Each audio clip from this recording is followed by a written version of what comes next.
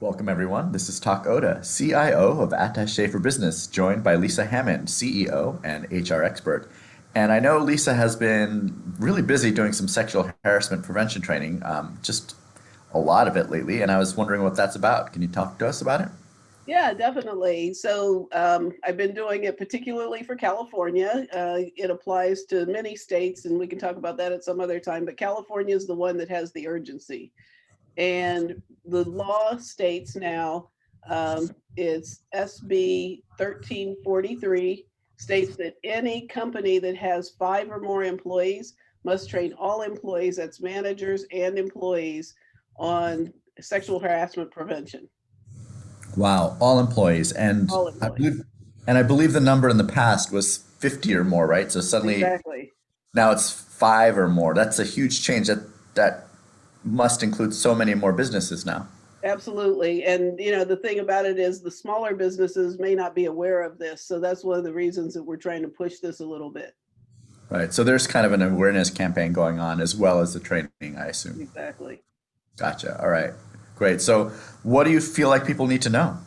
Well, so there are two ways that you can do the training. One is face to face, or Zoom to Zoom face to face, or Right. the other one is online.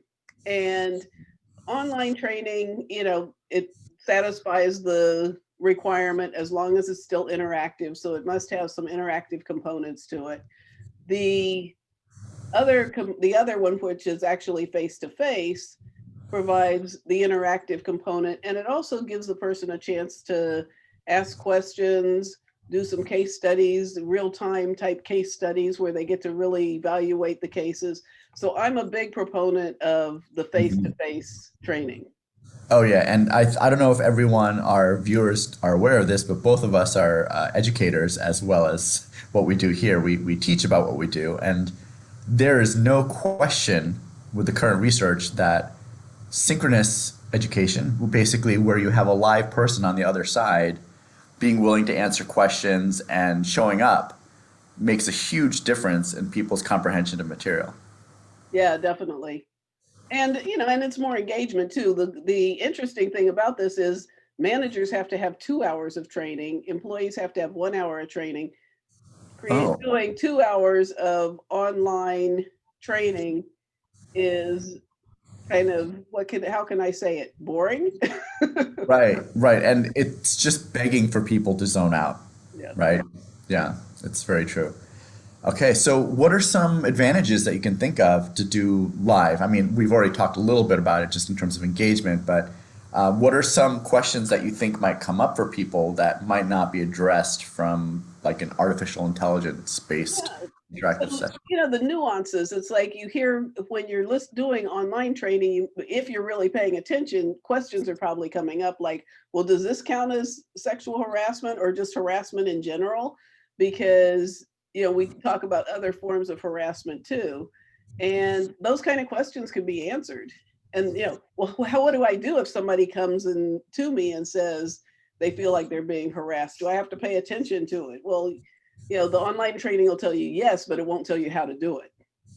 Right. And I think one other thing I just want to mention here is that it's possible to just be compliant and take the training and at least be compliant legally. But there's a whole other element to this, right?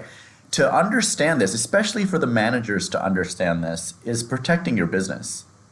Uh, Definitely. Some of the statistics say that more and more frequently, small businesses are running up against people making complaints to the EEOC. Hmm. So, or to the Fair Housing and Employment in the state. Right. And that's one of the reasons that they've reduced the number, because there are companies that have fewer than 50 employees that are definitely getting hit with Right. this. Right. And at the same time, these are the companies who can't afford to be sued. Exactly. Right. Yeah. They can't afford to get in trouble. They have to get this right. Yeah.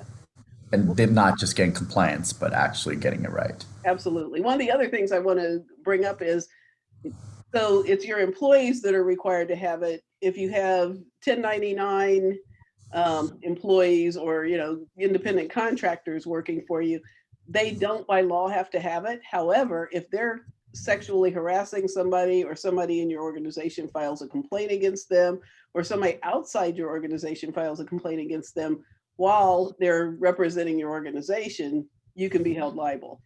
Wow, that's arguably scarier, right? Because you don't have the same leverage over your contractors. Wow. Okay, so this is really important stuff to know. Everyone, just look up the law, understand it. Make sure if you haven't gotten the training, make sure you get the training. And Lisa, I'll put in the comments below if you can give me the information for people to register for yours if they were interested in Definitely. doing that. Yeah, and beyond that, of course, as usual, subscribe if you haven't already. We're constantly putting out these videos, really important, sometimes topical information about what's going on. I mean, I believe the sexual harassment prevention training is an evergreen topic, and yet it's great that we're bringing this up right now. I'm glad it came up. So thanks, Lisa. Anything you want to add? No, that's it. Make sure you get your training if you need it. So that's Yes. number one. All right, great, everyone. We'll see you soon, and I'll see you soon, Lisa. Thanks so All right. much. Thanks, Todd.